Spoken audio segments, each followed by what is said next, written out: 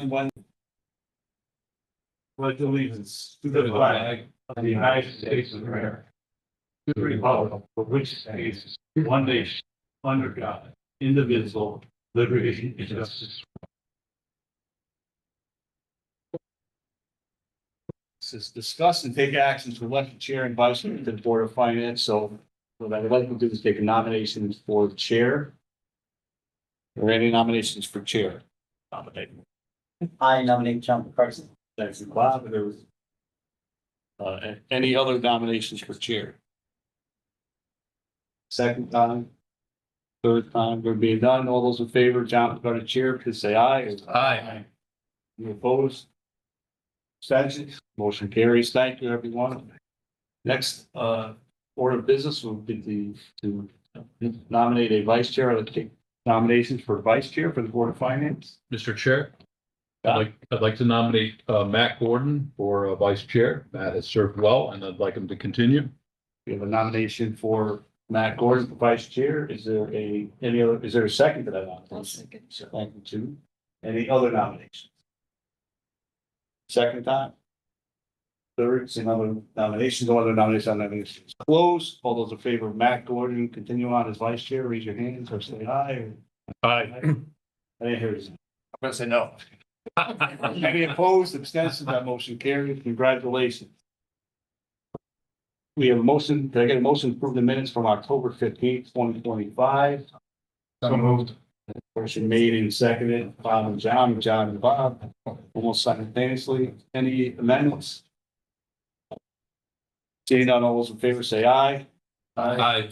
Any opposed, abstentions? That motion carries, one abstention, Bob R. But chair's comments, and I have several, but they won't be long-winded. First, I'd like to congratulate Bob R. and Jude and John for getting reelected. Congratulations. Bob, since you're new, Bob R., since you're new, would you like to say a few words? Something on a line and something a little muddled. Just I'm happy to join the board. Those of you who don't know, I've worked on the Planning and Zoning Commission for the last couple of years. So you won't get someone who hasn't been in government for at least a little bit. They wouldn't want to suffer through me figuring out how to work inside a government role instead of a private role. And it's a big difference, but I'm looking forward to it. I think it'll be interesting and, dare I say, fun and somewhat enjoyable. And you look forward to working with everyone. Thank you. John or Jude, since you're not new, but you can both say something if you like. Thank you, but thanks for welcoming me back and continuing our work together.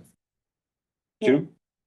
Thank you, and I also look forward to continuing our work here and think that it's going to be a very good year.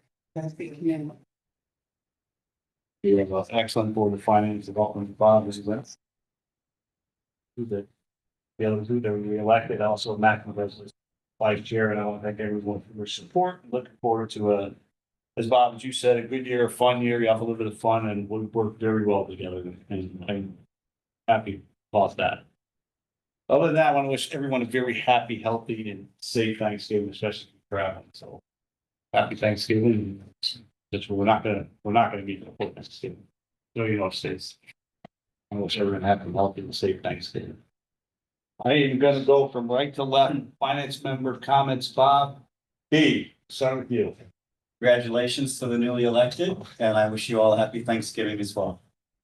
John? Happy Thanksgiving to everyone. I'll pass the time. Matt? So congratulations, Bob. Welcome. Thank you. And congratulations to John and Jude. And happy Thanksgiving. Jude?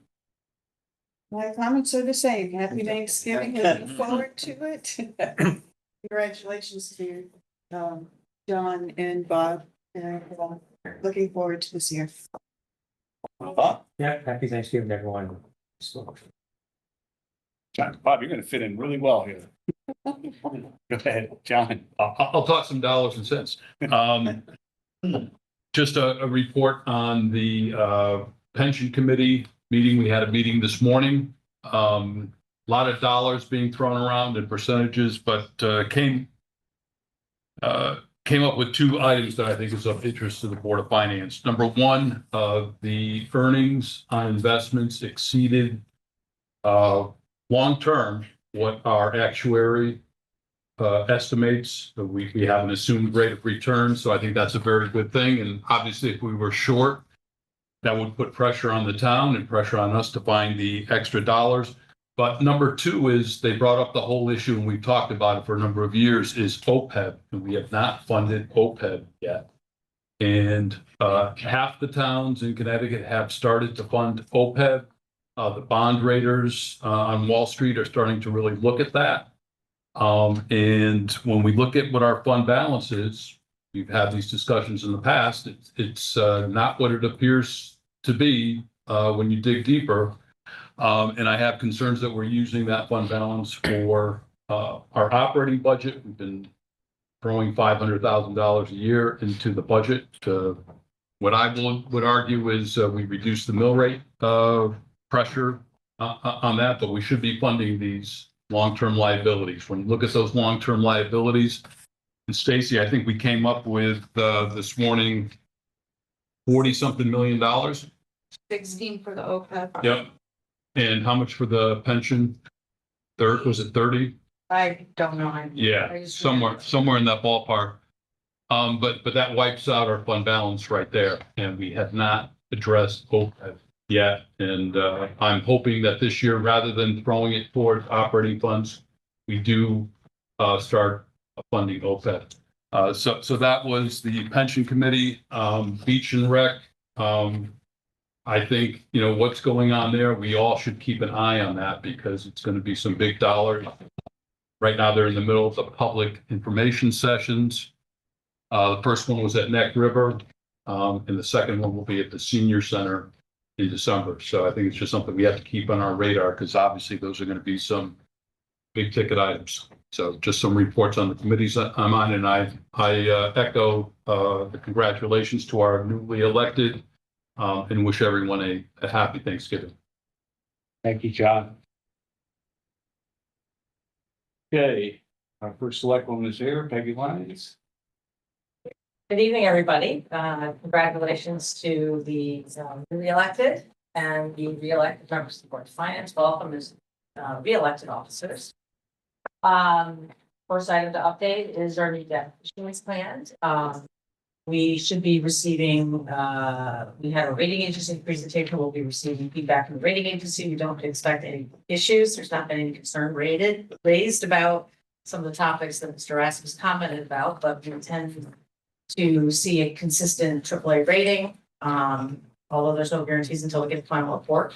The issuance that we'll be doing is going to be priced in the first week of December. It'll include $21 million in bonds.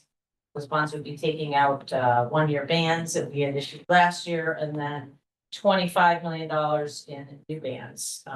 And so this is part of the debt issuance plan that we've been planning for the last 5 years. We know this debt has been planned for. We have a plan in place to address it, and how it's going to be addressed in the budget in terms of any kind of interest costs that we'll be absorbing as these bonds continue to be issued as part of our financing plan for the school renewal plan. We made adjustments for the academy project in that as well.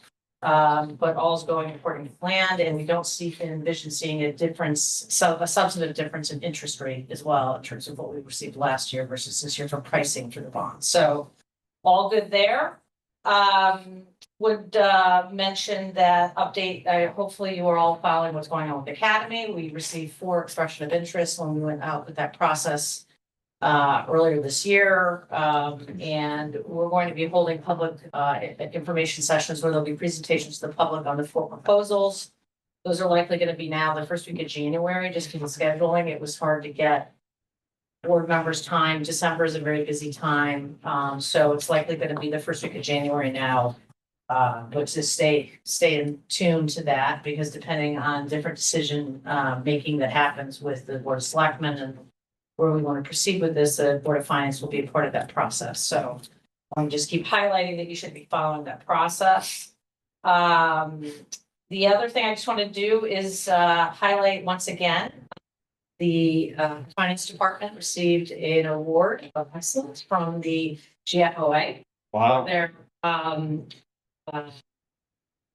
for their annual report, and I will highlight that one of the reasons highlighted was the spirit of full disclosure in terms of how we provide financial information to the public. So I think they continue to set a very high bar. Yeah, you They can do an excellent job. They work and, getting acknowledged like this is, I think, in the last couple of years, I've been receiving it, so fifth year, so, and this year, even moving forward with the new budget book online, which I think has really been a success in terms of how people can get access information and look into the different departmental budgets. I think it's just a great step forward. I know it took a lot of work on their part, so I just want to congratulate them again. And it shows that we're making all efforts to be fully transparent with how we spend, taxpayer dollars. So that is my update for today. And also want to wish everybody a happy Thanksgiving next week. So Thank you. Any questions for the first selectman? I do have a question, if you don't mind, on the $21 million of bonds that will be issued, are any of those proceeds going to be used to retire previous bond issuance, or is it all new debt? well, it's to refinance the 1-year notes. Some of it's the 1-year notes, and then we put in place permanent. So can't remember the exact amounts because we did an issuance last year and the year before that. So there's always a process of funding cash flow through the bands, and then we put in permanent financing through the bond issuances. So not sure what the total bond balance will be at the end of this year. I don't have numbers in front of me, but we can get you that. And those numbers don't include monies that are set aside for the Board of Education projects, is that correct? They're separate. No, that's for the Board of Education projects. Those are all the new school. Oh, I see. Why don't you walk through what a ban is for a second? Bond? Yeah. Yeah, a ban is a bond anticipation note, so it's basically a short-term financing, and then the bonds are 20-year bonds that we put in place, that we issue those after. The bans are more to help fund the cash flow, because we don't want to borrow everything up front, right? And if you recall that the school renewal plan, there was, I think it was 60-something million dollars was approved for funding. So we've been kind of ramping up to that as the projects have gone. We've kind of now completed the Neck River Elementary, which was the biggest part of that. But we have still some ebbs and flows with Polson.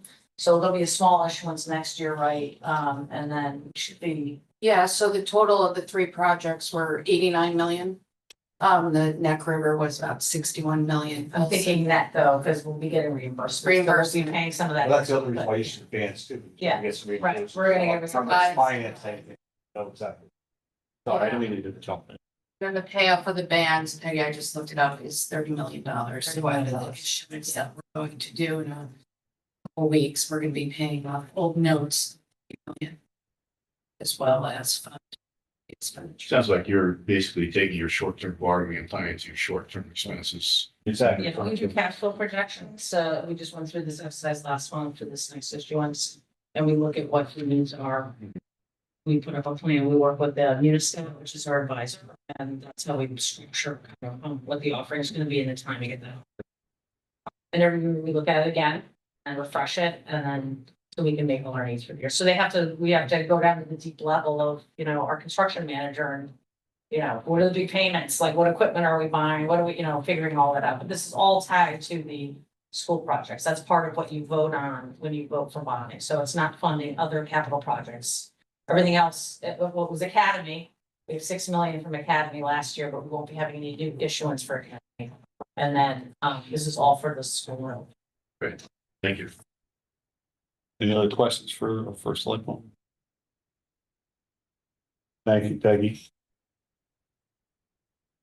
Citizens' comments. Anybody from the public would like to speak? Virtually, Evan? Yes, there are hands raised. Go ahead, Catherine. Okay. Hello, can you hear me? Yes, Catherine. Name and address, please. Hi, this is Catherine Rigority. I live at 23 Twin Coves Road, Madison. Madison Youth and Family Services Board Chair.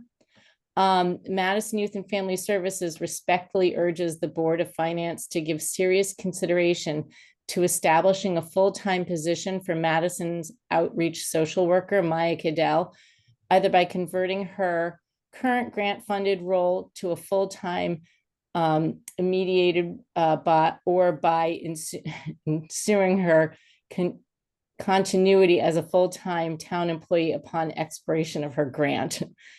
As you review item 13 on tonight's agenda, we ask that you pay close attention to the extensive and meaningful support services that Maya has already provided to Madison residents. The impact you will hear about is especially significant because every interaction she has with residents is completely voluntary.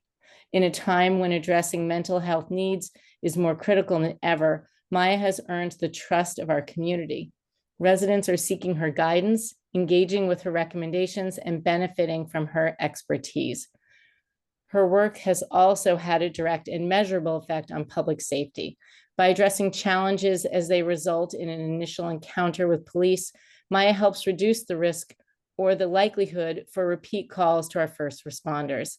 This not only improves outcomes for residents, but also reduces some stress on our police, fire, and EMS personnel.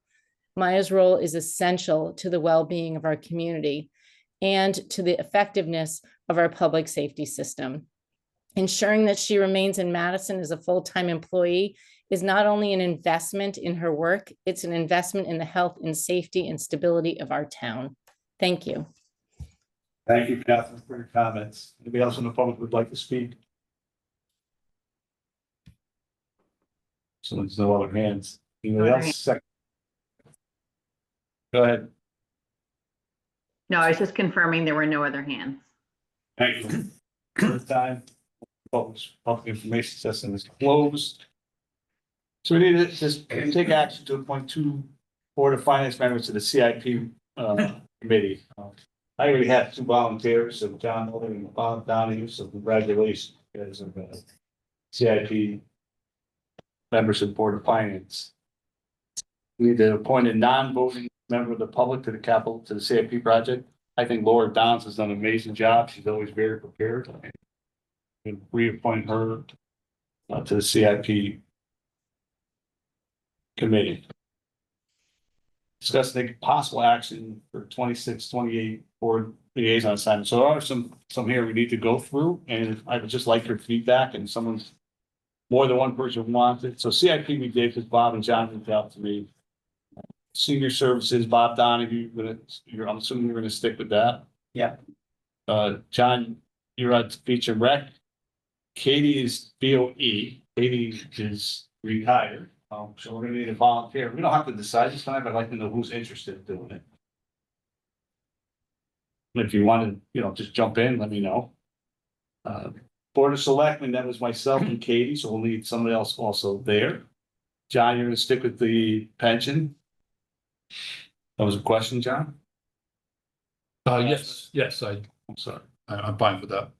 Gene Fitzgerald was the police commission. We're gonna need some for the PD. Matt, you're sticking with EDC. You good with that? Yep. Library board, John Muller's expressed interest. Listen, we can have more than one. Do you want to be on the library board? Do both. Yeah, do whatever you want. I know Gene and I, a lot of times, both were on it just because sometimes one wasn't gonna make it. Madison Youth and Family Services was Gene.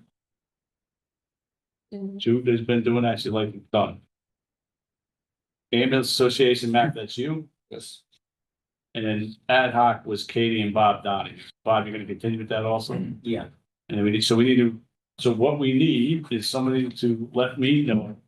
BOE, Board of Selectmen, and then ad hoc facilities. All right? What's that? And police, excuse me, PD. That's right, Gene, just me, Gene, I'm just kidding. We need somebody for PD. When would you like to have this finalized by? The next few days, Okay. all right? You can email me, let me know, let Stacy know, she'll let me know, however you want to do it. And whoever bonds first, that's what's gonna happen. Good question. Good. The timing on the meetings, I just noticed the senior commission is actually the second Tuesday. Are all of these up to date and correct? Otherwise, we don't know. I don't, Jean went through it today. She's Okay. online. I don't know if she wants to comment. Gene, are these meeting dates and times correct? I have to confirm everything but the Board of Selectmen, which I know is correct. I hope Peggy, you know that too. Well, and our meeting is changing as of January, so I don't know if she's reflected It was that. on there. Okay, yeah. Or Tuesday, our Zoom meeting only is moving from 1 to 4 p.m. 4 o'clock. yeah. So Gene will verify these, if the times change or date changes or something happens and someone cannot attend, I fully understand, can't make it, and we'll switch it around. But for now, we're gonna take them as accurate until Gene gets back to us. All right, we confirmed we have a few open spots. Item 11, discuss the big action to approve the return of 1.2856 from CIP in addition to project balances to the master account in the CNRE fund approved by the Board of Selectmen November 12th, 25. But I get that in the form of a motion. Thank you, Matt. I get a second. Second, John. Discussion. Seeing none, all those in favor say aye. Aye. Any opposed? Extension, the motion carries. Item 12, discuss the big action for a special appropriation of $750,000 into the major roads account for the fiscal 26 capital improvement program pending town meeting approval, which was approved by the Board of Selectmen on October 27th, 25. Did I get that in form of a motion, please? Motion made by Jude, I get a second by Matt. Discussion.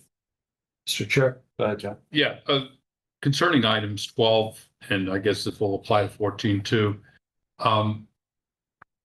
Wouldn't we include this in our regular appropriations at budget time versus special appropriation? So, okay. This was all planned for as part of the budget process, so we just hadn't actually executed on it. So this is basically from what was approved last year as part of the CIP funding plan. We've done this multiple years now, and we just hadn't actually brought the action item forward. So that's what this is doing, just checking the box, what was already, agreed to at the, through the budget process. But if it was already agreed to, wouldn't we have it in the regular budget? It's not part of the It's actual. beefing up the funding. So it's basically just trying to infuse more money into the paving. Oh, no, I understand that. Yeah. But why wouldn't we do it on day one? We just could have, Yeah. it's not Yeah. part of the actual, budget that goes to referendum, but it was part of our CIP document that was approved during the budget Yeah. process by both boards. So if you look in year one of your approved CIP, the 750 for roads was in there. Yeah. And so was the coastal resiliency. So all along it was a plan. Right. It's just, we have to take it to the next level and have the boards approve it. It's just not part of what went to the actual dollars that went. Yeah. Yeah. I mean, I guess when I look at so we passed a budget on day one. If we included these two items, the budget would have been $875,000 more. No, we wouldn't have done that. The whole point Yeah. is the 5-year plan. This Yeah. is help smooth out what we actually put on an annual basis. So by it's like, just beefing up the reserve, the account. Oh, no, I We don't have to understand, yeah. put as much in on Yeah. an annual basis. So it's pre-funding it. No, I understand what CIP is. It's accumulating resources that we can use towards projects that we know are gonna happen in the near term, near term being the next 5 years. But these two are different than what is built into our taxes, so to speak. So when you approve a budget, this was not in there when we developed the mill rate. I guess, We had a fund balance. okay, I guess that's where I'm, so what makes it different than It was the other planned. projects that we've fed into CIP? So every year we budget, Yeah. we go to a referendum in May for a total dollar amount to go into CIP, and Right. that's in our annual budget every year. These two items were in addition to that, and they are considered special appropriations to come out of existing fund balance rather than building it into our mill rate. This is in the budget. But it wasn't approved during the budget process through CIP. Yeah. Versus the operating budget that goes to referendum, if that makes sense. So this money does not come out of CIP, then? Is that correct? This money is coming out of our undesignated fund Especially. balance. Into CIP. into the major roads paving account, right? So that the balance in that is more. So every year we're using some of the funds out of that balance, right? So we're kind of pre-funding it for the next couple of years, so we don't have to budget as much every year for it. So let's see, if I get this straight, it comes out of unassigned fund, goes to CIP, and it comes out of CIP of the general expenses when it, like, just before it gets dispensed. It goes into CIP for CIP projects. But it is funded through the undesignated fund balance versus additional taxes through our mill rate calculation, if that makes sense. It's coming out of funds that we've already, And we haven't, if I recall correctly, we haven't really actually taken any funds or put any funds into CIP, at least not in the last year. Is that right? We do it through the, Yeah. through the budget process. Yeah. Not as much as- I guess, Go ahead. excuse me, Mr. Chair. Yeah, I guess that gets to my point. That's the Why best- do we treat these differently? Because if we included it in our budget, it would obviously increase our total budget. it's And- like, it's a way of using our undesignated fund balance that we've Oh. already taxed for. Right. The money's there, let's infuse it into capital and Right. not build it into future budgets and tax for it again. I think that was the whole plan, and it is in the document. Not only the budgeted amount that gets approved in May goes in there, but in your CIP document, these two items were also identified to come from fund balance versus taxing. Yeah. Just to put this, John, we can go as long as you want. I think the part that you just said, that's, if you put this into the operating budget, it's built in. It's really hard to then cut it back after that. So you Right. continually have that 750, that 125 into that line item, whatever that line item would be. And I always say it's really hard to take something out of a budget or Yeah. reduce a budget as opposed to not let it grow. But to John's point, you're taking the undesignated fund balance and putting it in the CIP program. I know it was approved. I know it went through CIP. I know it went through the budget process, but there is a nuance where you're right, Yeah, that's no, what's happening. I guess I'm just thinking going forward, I would rather say, let's build these amounts into what we're transferring into CIP at budget time, rather than this process of pulling it out of undesignated fund balance, because of all the other things we've said about this supposed big number, that's not as big as I think we all think it is. So that's my point, I guess, and that's my whole point to this. If So. I may, Yes, and yeah, I just, for the record, I'm one of the ones that never said the fund balance was that big, and I was the one. that- Yeah. But go ahead.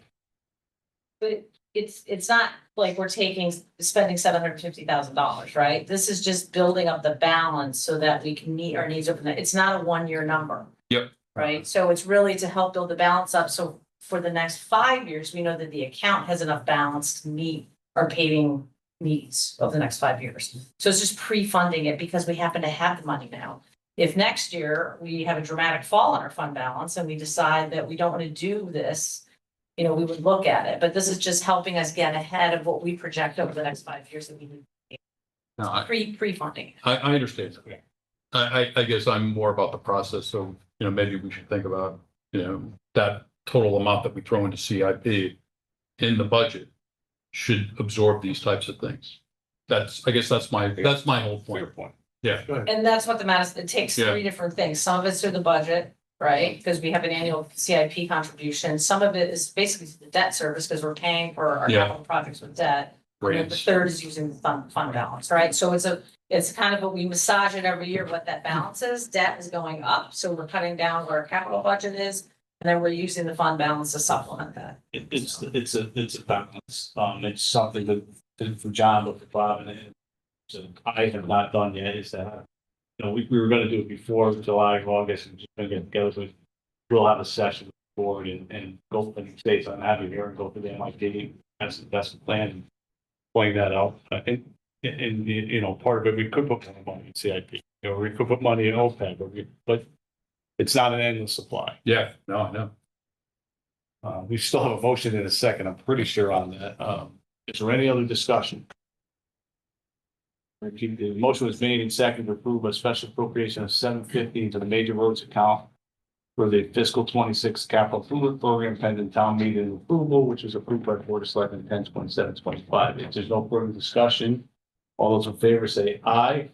Aye. Aye. Any opposed? Extension, that motion carries. We're gonna skip item 13 tonight. Have a good night.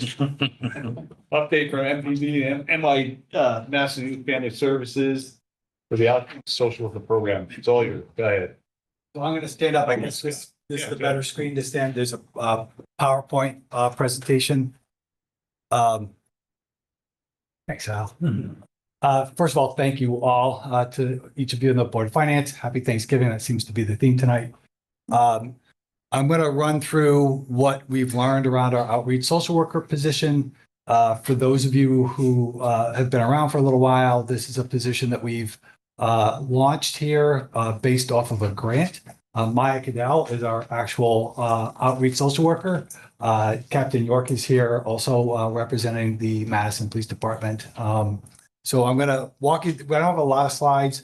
I'll walk you through this information. There's no vote really. There is an issue that I would like for you to consider at the end. So we'll get to that at that point. And just want to update you and give you some information in terms of the work we've done. That sound good? Yeah. All right. Go ahead, Scott. You can go to the next slide. So just in terms of the collaboration, like this is really a partnership between Youth and Family Services and the Police Department. So the folks that really are represented here, all the core members that have really built this over the last now year and a half in terms of when, Maya's only been here since January. Well, we've had the grant now for about a year and a half. And I'll walk you through a timeline in a second, but just to kind of give you an idea of the players. Next slide, Gene. In terms of the timeline, so this isn't something new. This is something that's really been building over about 7 or 8 years. So, going back prior to the pandemic, Chief Drum would typically reach out to me around different things that the police were working on that they felt like maybe could benefit from some services or things that we do. There were early collaborations where they were integrate social workers in with police departments, kind of widely scattered. It was a kind of a concept. Then along comes the situation that happened with George Floyd, and that resulted in July of 2020 with the Police Accountability Act, where there was a lot more emphasis put on integrating social work services with the police. And should point out in Connecticut, that was never, ever an effort to replace officers with social workers. It was more to integrate that service with police departments and law enforcement. And Chief Drum was really excited about that. There were integrations across the state at that point. A lot of cities that were initiating these services, they did use their youth and family services to collaborate and integrate with the police departments because they had the clinical background and the social work background to support those types of services with police. So these partnerships were kind of popping up across the state, and Chief Drum was really excited to bring that here, as was I. And it was a great, he would call me up on Friday afternoons and he would just talk for an hour about how badly he felt like we needed this and how much he felt like it was really great. And we just kept building it. We launched a pilot in April of 2022. We had no extra funding. We just stretched our own resources. We made use of a master's level student at that time to do some of the outreach social work. We had done a presentation years ago on that pilot. We have information on the pilot. I don't want to dwell on that too much. We did that for a couple of months. We collected some data, came back to the board and said, this was something we wanted to continue to grow. And at that time, both the Board of Selectmen and Board of Finance felt like we had some good data, but they wanted us to kind of build it out more. And we were encouraged to go find a grant, which we did. So had written a proposal for a congressional discretionary fund that was eventually funded through the Office of Justice, OJP, for $114,000. And what that basically did was gave us money for a part-time position that we could spend over 2 years. And with that, we went out and recruited and hired Maya at part-time. She was actually still finishing her master's degree when she started in this position. That meant that we had a little less hours in the week to get her started. I think we did kind of benefit from that because we were sort of building this out slowly. And that started in January of 2025. Once Maya graduated with her MSW, and she's now has her provisional license, we ramped up the position to its full 29 hours a week. And that's as much hours as you can have, obviously, before someone becomes full-time. Next slide. To kind of give you an idea of how this works. So our part at Youth and Family Services, we do the clinical and the administrative support. So we would count Maya under our staffing and would consider her placed at the police station. And at the police, they provide a work site. And thanks in large part to Captain York and the effort of the police department, they created an office space for her in the lobby. I would strongly encourage you, if you ever have a second, go knock on her door and take a look at what they did to set up for her to be there. It's fantastic. It's a really safe, secure, and nice space. And Maya does a really good job decorating it. So the PD does all of the daily oversight for the position. And obviously they are accessing her and giving her the referrals that they do. This is a position that's fully integrated with the police department. It's referred to as a second responder model. And there's different ways to integrate social workers with police departments. A second responder model means she's not responsible to act as if she's going on scene with police. The idea is that police would respond on scene to a situation once they've secured and have a good sense that it's safe. They would bring Maya on if they felt like she needed to intervene. There are co-responder models. Those do require a bit more training, as if you have to train the social worker as if they're going to be acting as a police officer in some regards. And that was not a model that we felt we wanted or needed to do, quite frankly. So second responder model, she can respond if police can call her onto a scene. Police can go to her office and say, we have this situation with a family. What do you think? They can problem solve it. They can, as long as they know that the scene is safe, they can either bring Maya with them at that time or bring her on afterwards. One of the big benefits of this position is the after response, the aftercare. So when police have been on scene and if they've identified a situation that they feel would benefit from her follow-up, she can reach out to that person. And she can call and she can start connecting that person with anything that's, whatever they need. And she can follow up afterwards to see how that plan is going and how they may be accessing help or how they might be having any kind of difficulties. She also can follow up and provide some crisis counseling and some other things that we'll talk more about in a sec. She can also be utilized by other town departments. So that when we have reports and concerns from like the health department, if they're concerned about a situation with a home, like in a situation that may be a hoarding situation, they can ask for Maya to come and help them with those situations as well. She does not replace our existing town services. She's there to help connect them with existing town services and can partner along with those other town service providers to, like she's gone out on well checks with senior services and things like that. Any questions so far? All right, go ahead, Jean. So we've been collecting some data. This just kind of gives you a sense of the number of cases. So we, over the 9 months, and the number actually corresponds with the month very nicely. One is January through the end of this past September. Gives you an idea basically how it ramped up. And she's between 20 to 30 what we refer to as cases or engagements. In total, over those 9 months, she's recorded 179 such cases, and that doesn't represent 179 people. When we can look back at the data, we can see that actually represents 125 individuals that were served. So there were cases where an individual was maybe served in 1 month and then would either reach back out to Maya, and we would count that again as another intervention or another case. In some cases, she might have gone back on scene or got reconnected because that person interacted with the police department again for some reason. That makes sense? So question, Scott. Yeah. And mine as well, too, and Captain York. Can you give us some examples of the breadth and depth of the work that you do? But obviously not getting specific, but just to help us to conceptualize what types of things that you respond to. If you can hang in there, there's a slide with that. Is that all right, Matt? Okay. So good with this, just in terms of, okay, Gene?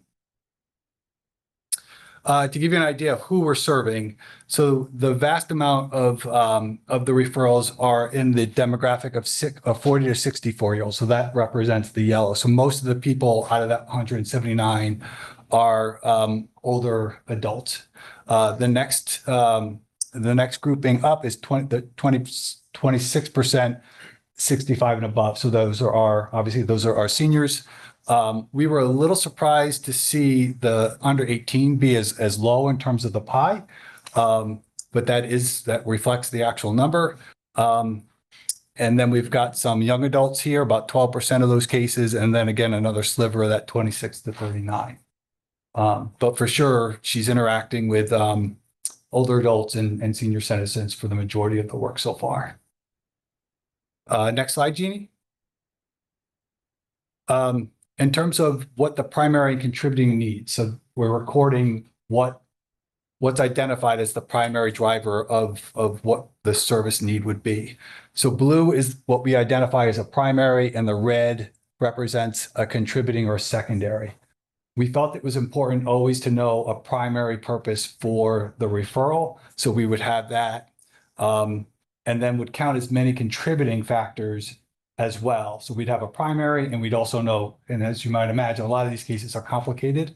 So it's not just one thing that's going on, it's several. So we wanted to make sure that we could account for that. By and large, behavioral and emotional health represented not just the majority of the primary needs, but even in situations where it wasn't the primary need, it was most likely also a secondary need. So this is a lot of mental health and behavioral health issues that are being identified as the main driver of service. Second to that was substance abuse and issues that related to general safety, basic needs and stability, and physical and medical health and abuse neglect toward the end. Next slide, Jeannie. The kind of interventions. So Maya will record exactly what she's doing in these cases. We aren't identifying a primary, so these are never going to necessarily add up to like 100%. But in any case, what did she do? Many of the cases, the bulk of the work became more what she would define as short-term crisis counseling. The actual we would define as the outreach itself. That's the attempt and the connection with the person, and case management. And so that is doing research and finding resources and doing wherever she can warm handoffs. So if she could call a provider and say, do you have space? What would happen if this person called you and asked for help or asked for service? She's able to take that information, go back to the person and say, all right, call Veronica at this number at this time, and you should be fine. That's a lot of what Maya is aiming to do. She doesn't do that in every case because that's not always what's warranted or wanted by the person, but that is something that she can do. Next slide, Jean. So what she's been able to do so far. We want to be careful because this is a public meeting. So if Maya shares any stories or anecdotal situations, we just want to be careful not to give away too much what might feel like identifying information. But what's been a lot of the work, follow up after a crisis with calls that also include home visits with our social services people. She's partnered on several cases for well checks for seniors, and she would team with our senior services. That's Heather Noblin. She's gone out on a number of cases with Heather. She's done outreach to at-risk adults. So she might become aware of somebody who, say, for example, might be homeless and might be around in a particular area, and she gets a heads up on where that person is, and she can go with police. But be the sort of face of what's going on with you, how can we help you, and to try to engage that person. And she's done that probably several times, at least. she's able to provide a lot of support to the officers. Not just in terms of like they're coming to her with referrals and asking her to get involved in cases, they're coming to help, they're coming in ways to brainstorm about what's going on with a person, what can they do to help, what would she do, that kind of thing. And finding that's more and more, as time is going on, it's happening more, which we're really grateful for. And she's assisting in officer wellness, so that's a big priority at the Madison Police Department. They really need and want to take care of each other. And she's been, is she certified now? I know she's in training, so she's now trained and certified peer support team member. And I don't know if you want to speak more about that, what that is. Yeah, so big push we started in the last year or so is officer wellness. Not many people are joining the law enforcement profession. We could go on for 3 days about that, but we just want to make sure that we're doing everything we can to make sure our officers are, you know, mentally sound coming into work. They're not dealing with outside stresses, and if they are, you know, we have other officers that are certified that they can speak in confidentiality about what's going on in their personal life. We just want to make sure our officers are 100% ready when they respond to work, that they're 100% ready to give everything they can to the citizens of Madison without any outside lingering thing going on. So, you know, having the social worker involved was just a great asset to get certified in that peer support program, because she could offer so many more suggestions to help with officer wellness. So once she got on board, I was like, you're going to that training next time it's available. And she just went, was it 2 weeks ago? Yeah. So. Maya, are there any case examples that you want to share? Yeah, I can share an example of one.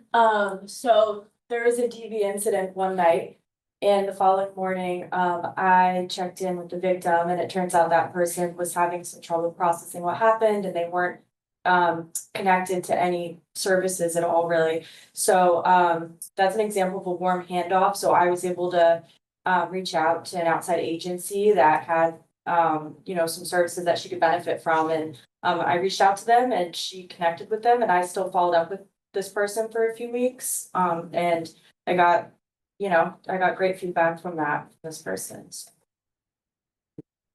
And I could just give some follow-up. So when police respond to a scene, the person's having the worst moment of their life. There's emotions, there's adrenaline, there's a lot going on at that moment. The next day, the officer will either send an email or go to Maya's office. When she's not working on Wednesday, I have officers come to my office. Oh, Maya's not working today. I got a case that, you know, follow up. When people have that adrenaline, the traumatic event has taken place and now they've all settled down, they need someone to debrief with. And Maya, like I always joke with Maya, I'm always like, make sure you go to the bathroom before you call, because she's on the phone sometimes for 3-4 hours with these individuals, because they're just, you know, debriefing the situation. Maya's helping them process what took place, and then giving the services, you know, X, Y, and Z of what they could recommend for that certain situation. And a lot of times people afterwards are all said and done, they're like, wow, this is a tremendous thing that someone was just able to debrief the situation, where before it's just people hate the police officers because we had to take action or something. But Maya is able to process that event and then offer them the services, or just for someone to, you know, vent to. It is a tremendous help. And that has, I would say, I could think of 10 cases on my hands right now where it hasn't led to a follow-up police call for service. So that is just a tremendous asset in itself. And one of the hardest things for us to measure. So we can't just say, you know, with any, you know, sort of research validated way that because Maya did this in this situation, it means that somebody isn't going to recall the police again, because there's a lot of reasons why somebody might need the police officer again. But we can certainly say that all the factors that may have gone into that initial police encounter, if we're able to address those, and those are no longer issues, then now you've lowered the risk and lowered the chance that that person's going to be in that situation again. And we're not trying to gloss over, these are often very complicated and very difficult cases. So just getting in there and establishing for some people a relationship and a connection is a lot, and that you can use that relationship over time, particularly for people in that older adult where there might be chronic mental illness and chronic need. Now you have somebody who's known as a little bit safer, a little bit more of a help, and then that becomes the benefit over time, because now that person is more likely to accept help or reach out for help when at times when they need it. Question? Yes. What, if you could ask, what estimate of the interactions had a positive result, positive outcome? What would you say? Not looking at a definitive, everything's great now, but Ballpark. ballpark. It's better now than it was. We were, I'll say, in my conversations with Maya, and looking at the data, and we're kind of surprised. The vast majority of people wind up with a decent experience. Like whether that's a sense of closure at the end of the call. I think there was one on the slide where you have maybe a low percentage of the outreach, like a 1 or 2% where people aren't returning that phone call that she makes. So for the folks that do talk to her, even if they don't want anything from her, they say, we don't want anything. And thank you for calling, which is kind of remarkable. We saw that in the pilot, when we did this a couple of years ago, and it did kind of surprise us the way people responded to this. And one really key thing to kind of tag on to what Captain York was saying, it does in a way help to reframe what the police encounter was. So imagine most people, when they're usually having a pretty bad day, if not the worst day of their life, when they have to have an encounter with a police officer, the ability to process that afterwards. So now they had this really tough interaction, and now they've had a chance to talk about it, and they might express a lot of upsetness and anger with what happened initially. But by the time they get to the end of that conversation, they're usually more, they've vented a little bit, but they've gotten a sort of a different perception of what went on, because now somebody reached out to kind of help them. And it's really a neat process when it kind of unfolds that way, which does happen. And that's really a compliment to Maya, who knows what she's doing when she's talking to people. I actually had a question for Captain York. Remember when you guys were presenting originally to pitch this, you gave like a time study? Yeah. From a DUI to a domestic, and how much time that would be? Yeah. How has that changed?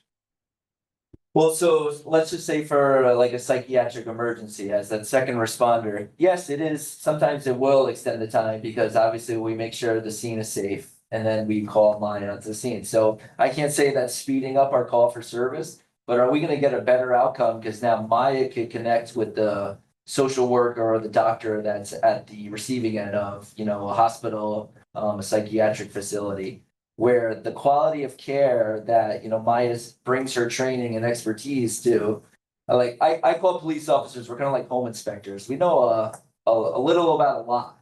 So yeah, we know this person's in mental crisis, but do we really know what the underlying things are going on at that current moment? Yes, we could think, okay, we know something's going on, but Maya now can really analyze that, give that information to the receiving facility, and the outcome is going to be 100 times better than any situation. So is it speeding up the call for service? Sometimes yes, sometimes no, but a lot of times if someone's in a real critical situation, we're going to get them on the ambulance, get them to the emergency facility, and then Maya is going to do the follow-up, which is a tremendous help to really to determine what is causing that psychiatric emergency.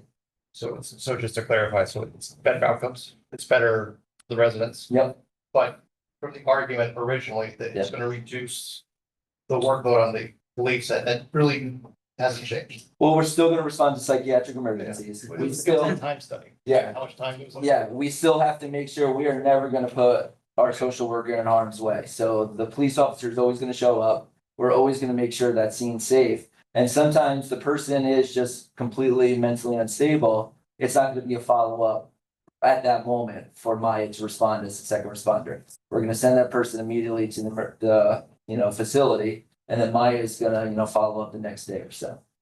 Captain, it's got to reduce the time with the follow-up. It has to reduce the time. Yep.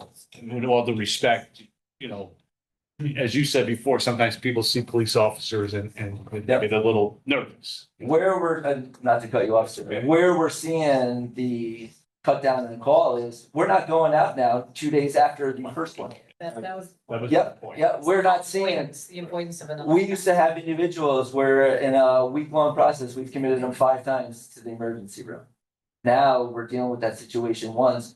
Maya's coming in as a follow-up, communicating with the social worker or the medical staff at that facility. And guess what? Now that person is, before just on our information, the person seems fine, get them out of here. Now they're being admitted as inpatient at psychiatric. So that is where we're saving. So on the actual immediate call, okay, you're not, but the follow-up calls for service, I could think of an individual, I don't want to get into too many specifics, but this person was in deep mental crisis.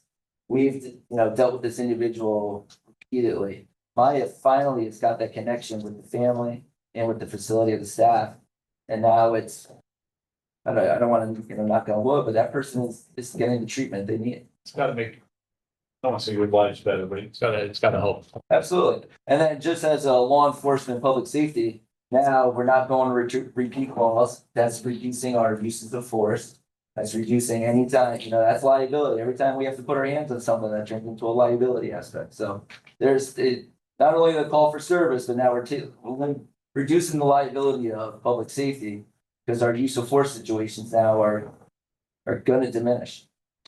And I think last year we had 8 uses of forces and 7 of them are involving a psychiatric emergency. So. Less use of force, also lessens potential for liability. 100%. Yeah. Or officers getting hurt. I mean, I have a laundry list of things that could happen, We're going to go on to the next slide. We were very interested to know what the officers, so I mean, Jeremy might be a little biased, so we asked all the officers. Not that you are. We put together a survey, sent it to all of the officers. So that's 29 officers, as I'm referring to them as respondents. We got 66% of those officers did respond to the survey. Most of them almost immediately, as soon as we posted it, people and Jeremy shared it, they were reacting. So in terms of the needs, and this was a question that we asked in our pilot, like how frequently are you encountering an incident with a behavioral health or social services component? We wanted to get a sense of what they're seeing. 79% of the officers responded to that between several times a week to almost every day. They were coming across a situation with some type of a need that they would identify. Out of all the officers that responded, 68% of them had made multiple 3 or more referrals directly for the outreach social worker. 26% reported that they made at least 1 or 2 referrals. So these are folks that were actually making the referrals.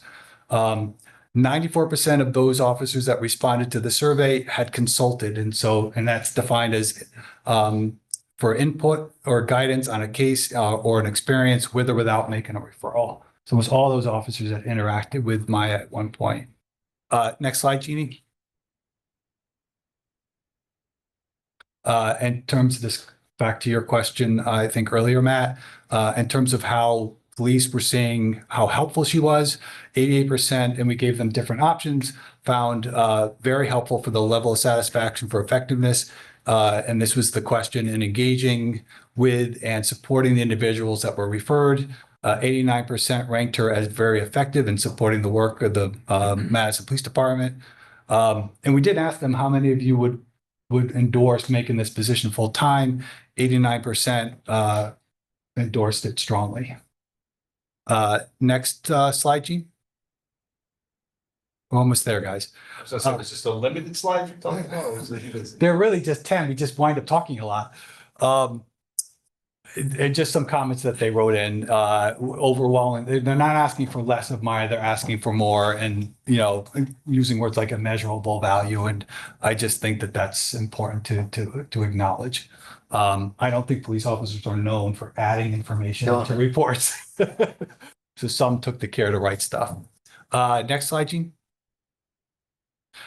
Moving forward. So we feel like we've hit our marks. You asked us to find a grant, we found a grant. You asked us for more information, we feel like we're giving you more information. Maya's not getting less busy, Maya's getting more busy. And we still have the grant for the remainder of this year. We feel like we've demonstrated the need, the effectiveness, and we do want to maintain, we would like to continue with Maya and move the position to become a full-time position. Next slide. We have enough money and funding to cover this for the rest of this year. We know that there's budget workshops that are coming up. Just to be honest, like this is going to be an additional request for us. We know that we will have sufficient funding to cover the wages for the position. If we wanted, if say the town wanted to make her full-time in this fiscal year, we would have enough to cover those extra wages. The town would have to pick up the benefits. Next slide, Gene. So this is kind of what we would like for you to weigh in on. We could continue the position at 29 hours a week for the rest of this fiscal year. And we'd have about, if we do that, we'd have about 22,000 or so left on the grant at the end of this fiscal year. The grant is due to sunset at the end of this June. I can apply for an extension and a budget modification. So our hope is we can use some of what will be left on the grant and extend it into the next year. So if there's a question about, is there something we can do to offset the cost should the town make it full time? The answer is yes, we will have some grant money. I still have to go through the process and apply for the extension. I'm told that that's not a very difficult process. It is the federal government. But that's one way to think about this. The other option that we wanted you to consider is the potential to make this full-time in January. Knowing that it still would have to be approved for a permanent full-time position in the next fiscal year. If the town wanted to, we could, again, cover wages with the grant. We couldn't cover the benefits through the grant. So the town would have to pick up the benefits. The advantage of moving this to full-time in January, one, we would lock in Maya into the position sooner rather than later. It would also, I think, help us because it's become a very busy and very difficult position to manage at part-time status. Having just that day off in the middle of the week is creating issues for when she comes in on Thursdays and Fridays. And it also gets in our way of things that we need to do to build her up, like training and meetings and conferences and things like that we want to do for her. So if we use some more wages to offset the what would be needed for full time, we'd have probably about $16,000 left on the grant that we could carry into the next year. So it's not really a direct ask, but we are wondering if the Board of Finance might be open to such a thing, and then we could figure out what that would look like. Yeah, I mean, I think we had the same presentation before Selectmen, so there hasn't been any recommendation yet. The idea would we would address this in December. Do we option? I think I'm 100% supporting this going to full time, and it's going to be a request for the budget. So this is, do we want to just start it January 1st and use the grant money, or do we want to wait and have it as part of the budget process? So our board hasn't made a recommendation on that. So I think this is informational. Yeah, so I think this will be an agenda item to discuss. Our board will take it up in December and then decide how we want to proceed. But it will also be an additional budget request as part of the 2026-2027. That much we can all understand. Yeah, so. So fiscal 27 will be budget request. Okay. Anything else? Any questions? Thank you, everybody. Appreciate your time. Thank you. Thank you for all the great work. Southern. Congratulations. Thanks. Thank you. Thank you. We have item 14, assessing action to approve the special appropriation of $125,000 into the coastal resiliency account for the fiscal 26 CIP program approved by the Board of Selectmen on October 7th, 25. I think that follow motion. Second. Thank you, by Bob. Discussion.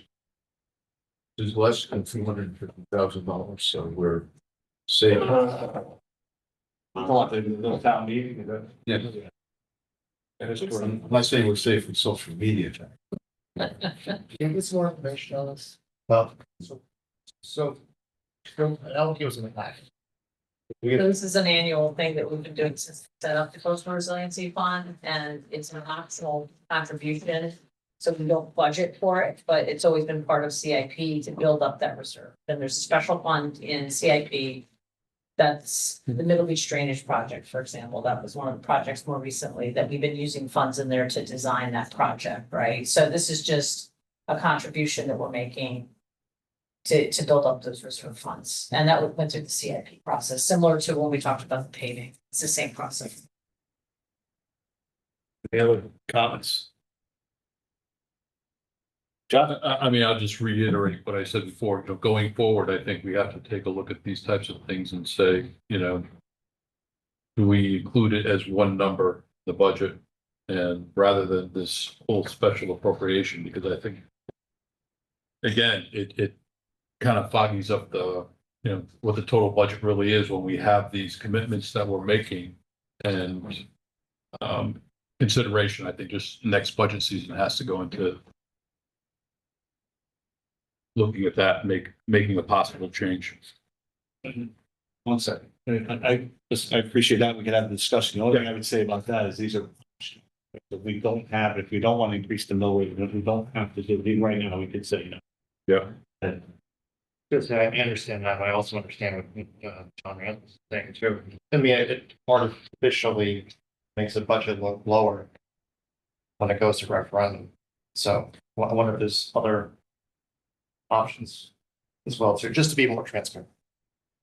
Yeah, I would, go ahead. I think this needs to be discussed when you have your Madison investment, because this has been a 5-year process that we've gone through. So it's not about I mean, these are all presented. I put it in my budget for my recommended special appropriations. It is saying if at the end of the year, we have this funds available in our fund balance and it's an appropriate level, we want to take some of that. It's money we've already collected, right, from the taxes.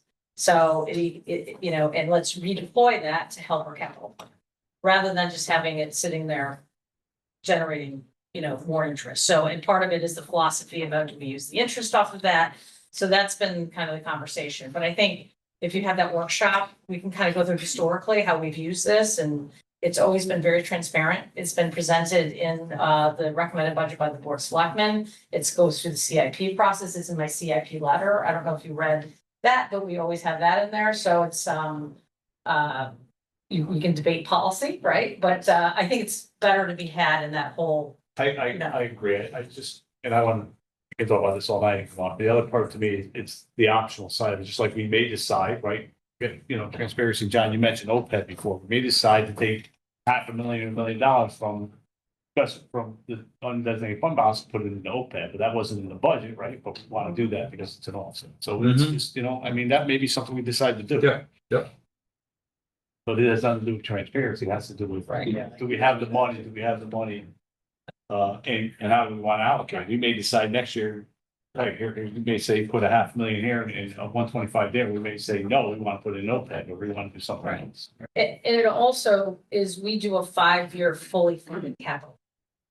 So that's the struggle, right? That's why we do this, because we actually look out over 5 years and make sure that any of those projects, there's actually a funding plan for those projects. Now, we can just roll with it every year and kind of wing it and decide how we're going to fund it. But the plan is to make sure that the money is there. So by putting in 150 a year for this, we know in year 3 or year 4, there's going to be some funds that we can pull from to pay for those And projects. it's decided that a lot of people for the CIP, and I know you did some bonding, right, for the bigger project, but a lot of cities and towns, bond proceeds, they bond for that, and that makes it so much worse. I can speak from experience, and a lot of times it is a 1-year capital CIP program and a 4-year wish list after that.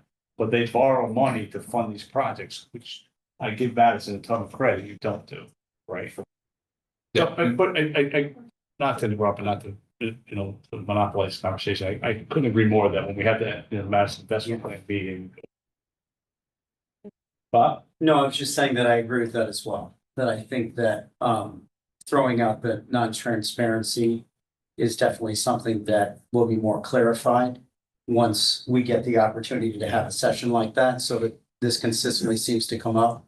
Something like that, I think, will clarify it for everyone, and then going forward, it makes sense. Still have a motion and second on the table. Any other discussion? All right, seeing none, I'll repeat it. Discuss take action to approve the special appropriation of 125 into the coastal resiliency account for fiscal 26 AFP program, which is approved by the board of selectmen on October 27, 25. All in favor, say aye. Aye. Opposed, abstention, that motion carries. All right. Stacy, you're here, so discuss take action to set the annual interest rate for the town rural program. Yeah, so the town has a resolution to offer this deferral to low-income seniors. And then every year, the Board of Finance should review the program and set the interest rate that we would charge on this deferral. If you look at the resolution, it is based on income. It is based on, for seniors, and it also has a max of $8,000 a year. Well, what was the interest rate set last year? So there is a list in your packet. Last year was 1.5. So for the last 3 years, it was 1.5. Before that, the average was about 1%. And the idea was, we look at what we're earning, we look at what we're issuing bonds for, and then look at this as a benefit to these people who need this benefit. So really, we let you know what the interest rates are and what we're seeing, but it doesn't really correspond to what we have set this interest rate to in the past to try to help these people and not charge. Right, so, but the 1.5 is still helping. Yes, yes. So if you look at the history, I mean, it was 1% for many, many years. In the last 3 years. That's zero, that point. Yeah, but even last year was 1.5 and our interest rates were Much higher. much higher. So that's what I'm currently. saying, 1.5 is still.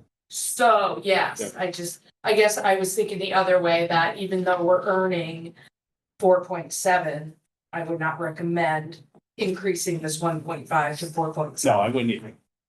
Why not?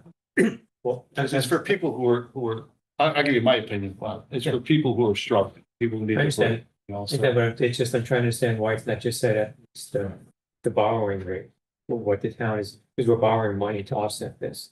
So I just wanted to try to understand that.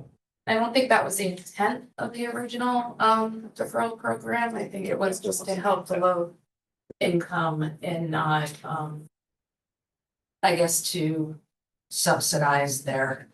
got a fair point, but it's people who are struggling that you're trying to help. But thankfully, it's not the 1.5% per month. And it's better than. It's not zero. We're still charging something, Right. but we're still helping the people who need the help. And keep in mind, It's capped. it's deferral. We capped. will, I'm sorry, It's capped at. it's capped at 8,000 a year and it's a deferral. This money, it's not going away. We're deferring it upon death or transfer of property. Those taxes are due back to us. So we will receive the taxes. But we are also, by deferring it, earning 1.5%. on So- these, But we are subsidizing costs. He's right, that's because our borrowing costs are 5% or something. 3.36. So, I mean, which is fine, I mean, it's a public service, people who are struggling. And I get that, it's probably appropriate to subsidize, but we should all know what we are. All right. I mean, it's a conversation. I was on the Board of Finance a long time ago, and I remember we debated this quite a bit, because I think you have to look at, like, who is this helping? We haven't looked at this program in a while, actually. What's the balance right now? This is the senior one, right? This is a deferral. This is the. Yeah, senior for the deferral. seniors, It's only like. We how have many? 12. Yeah, there's 12 12 people people that in here. participate. So it's actually. People choose, they can do this, right? Or they can do, if they qualify, they can do other types of senior tax relief. So, you know, I think. Listen, here it is. I'm more than okay with the 1.5%. You know, it's a small number of people that probably would help, so. Like, And I think because it's so small, it was kind of like just, why create a lot of disruption in a program that might, impact people directly, that would have a big impact. could make a big. Thank you. I think if this was like 100, then we really should have a conversation about it, right? But, Yeah, John? it's 12 Yeah, people. but Peggy just kind of nailed what I was just gonna say. I struggled with this last year because, yeah, the rates went down when rates went down. Yep. But now rates have inched up and I was like, I'm not sure. But when we only have that small number. And you were gonna number, say the- 12, the- 23? Or at the Right. max. the- Yeah, Yeah, the financial impact to the town is very minimal. So I agree. I'm fine with staying with the 1.5%, but if we did have a significant impact to the town, I think it's something we would have to Makes sense. really mull over. Right, I agree. Yeah. On all counts. And so the deferred tax balance right now, the outstanding taxes that we've not yet collected are the 72,768. That's for grand list 24, the total on the bottom. And so, 86. so basically, we still have people who are in arrears, if you will, for over 15 years. And the total, It just keeps going. total outstanding balance of the total outstanding That tax has is been- 586,000. And they'll at some point get that. Right. As long as property values keep staying up. Well, fine. And there's seniors. Yeah. Yeah, you have to, it's not just anybody, Yeah. it's Right. seniors. Yeah. With income limitations. With the income, Structure now. yeah. So is it essentially, Not gonna be for 40 years. is it essentially a lien on the property? Yeah, and Yes, that's one of the reasons absolutely. a lot of people don't Fine. participate, they don't do it because of the lien. Okay. But they have to qualify from an income basis as well for this, Understood. so. I would like a motion to set the annual interest rate for the town tax control program, 1.5. So moved. Bob, second, John, vice versa. Any discussion? Motion second, all those in favor say aye. Aye. Raising my hand, but aye. Thank you. Any opposed? Motion carries. Discussing action, Board of Finance meeting schedule, we okay with the full meeting on the Wednesdays at? I just pushed it, then check the Wednesdays against any major holidays. We had that problem last year, that's a good point, we changed it last year, I think it was Valentine's Day or something. No, we met on Rosh Hashanah. Dr. Shaw. It's definitely one was Valentine's Day, is that right? It was Valentine's Day, yeah. I won't be there for that. You wanted, So do you want us to come back? Can we just to make sure, modify that one? Yeah. Okay. and then discussing action, approve the fiscal 26 budget workshop schedule, any issues? Talking specifically, this is what we've kind of done every year with the new board members. You want to take a look at it, we can always go through this in December too. I was fine with it. I'm good with it. You see, but Yeah. Commenting now our referendum, charter referendum date is the last week of April. With the charter change, we were able to try to compress it a little bit more, so this is a little more compressed time. And more aligned with what other towns do, because this is a little more. So, we always had a gun to our head, I will say, if there was gonna be a good budget, troops were trying to get a tax bill time. So the meeting schedule, we can check. I'm more than okay with the Wednesday of the month at 7. We'll check in case there's a holiday or something like that. The budget schedule, we're good with? John, I was Bob, fine with it. check. Matt, yeah, all right, we're good. You guys serve lunch in the 5 dinner and 5 meeting? Only the Peggy's there. Bob, you need to bring it, you just forgot. It's just point of logistics. Which when you go to the Board of Selectmen meetings, they have pizza, lunch, hot, everything. Somewhere too special. Yeah, that was workshop, we always offer pizza. That's right. Board of Finance is too cheap. You can Review, bring your own brown bag. I'll grab back, that's fine, I just want to know that. won't give you all that for that, interrupt. Review the financials. Fillmore's not here, but. Any questions? I have Go ahead. You got questions? So first question I have is who do I talk to learn about all the different buckets? There's no better person. Right. The two of the ones. Again, trying to calibrate myself from private to public sector. In the expenses and in the income sheets. There's year to date, there's budget year to date, there's the transfers and something else. I assume that's just geography within the budget. Between the budgeted line items. Okay, all right. In both of those, everything is still at 100%. So it's the third of the year through.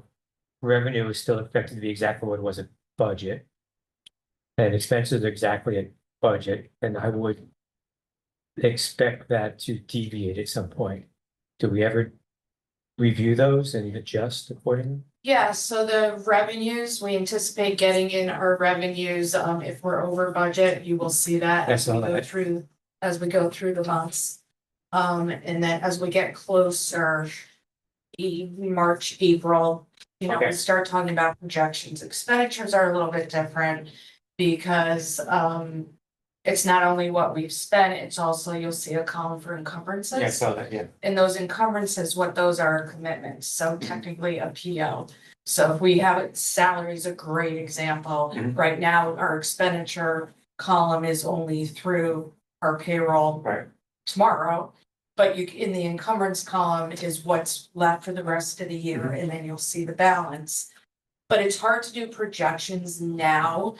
It's very early because if we have a maintenance contract, we pay it sometimes in January, sometimes we pay it in July. So we show you everything. If you have questions, we can tell you what's Okay. open. But as far as projections of where we're going to be at the end of the fiscal year, that won't start until the spring. Okay. Could I just jump in for 1 second, Bob? Mhm. Are you talking about like we've had this conversation, year-to-date actuals? Is that what you mean? So you have. No, when I look at it, so yeah, you've got the budget, so for, pick any one of the revenue ones. You've got the budget, and you've got year to date, and then the assumption is for the next 8 months, it's gonna be exactly what was stated in the budget. And I've never had that happen in the real world. That's So, the assumption. so it's, Year-to-date there's actuals. some, so I'm What not- the appropriation is. so there's something, I don't know if it's beneficial to us to have whoever's responsible for putting forward those revenue projections to say, yeah, you know, beach passes were much higher this year. And beginning of the year, we expect a few more. Something like that. It's just, that's Yeah, small. no, And that's on the revenue side, it's pretty small. It's not, you know, taxes, it's only one or two things. Building permits. Yeah. I think that this is more of a spring exercise, I think. Yeah, that's what I was asking. Yeah, Yeah. I mean, in the spring, we do that, and we actually reach out to staff, and that's when you'll start hearing if there is a need for an appropriation, because the staff will say, I'm not gonna make it to the end of the year because of X, Y, and Z happened. That's when you'll start having the staff come in and raise red flags. Right now, they make things work within their budget, right? So, but that would be occurring after Okay. January. So we're talking about March. Okay. I think what might be helpful is an appropriation to legal authority to spend, so we set up the budget Yeah. and it's based on a budget. No, I get it. Yeah, I get Yeah. it. Just And, I don't like surprises. yeah, no. So yeah, we'll get something with the actual expenditures, what the commitments are to the end of the year. Then we know, hey, we have a bad winter and there's a lot of snow. Obviously, our appropriation's not gonna be sufficient, so For some they'll reason. have to come back for an additional appropriation, so. And that comes out of the unassigned. Yep, undesignated fund balance. Undesignated. Either a line transfer or. Right, or find it from somewhere other Yeah, line. item. Within the department. Yeah. Okay. Cool. And as far as revenue, just to help you kind of get a gauge, we also put a column of the percent where we were last year. Yeah, I looked at that too. Yeah. So maybe that'll. Yeah, help a little that bit was. until we get to the spring, but certainly ask us if you want us to run any history. No, it's okay. I'm good. And understand we have two tax collection periods, as you know, as a taxpayer, right? So big indicator in the end of August 1st, and then, you know, we'll see a ramp up. We'll be a lot of people here in January. And that's when you'll have a better, a fuller sense of where we are in revenue. Actually come here to pay the taxes. Oh, yeah. Still some, yeah. People love to come in person. Or they can point. Get candy. Any other questions? Yeah. Any other questions? Okay, thank you. Thank you. No problem. Anybody from the public would like to speak? Gee, anybody there? Nope, there is no one online that's raising their hand. Indicated. Second time, third time, public information is now closed. It is 8:24. Can I get a motion to adjourn, please? Thank you, Bob. Can I get a second? Second. That would do everything. Say aye. Aye. Thank you. Yeah.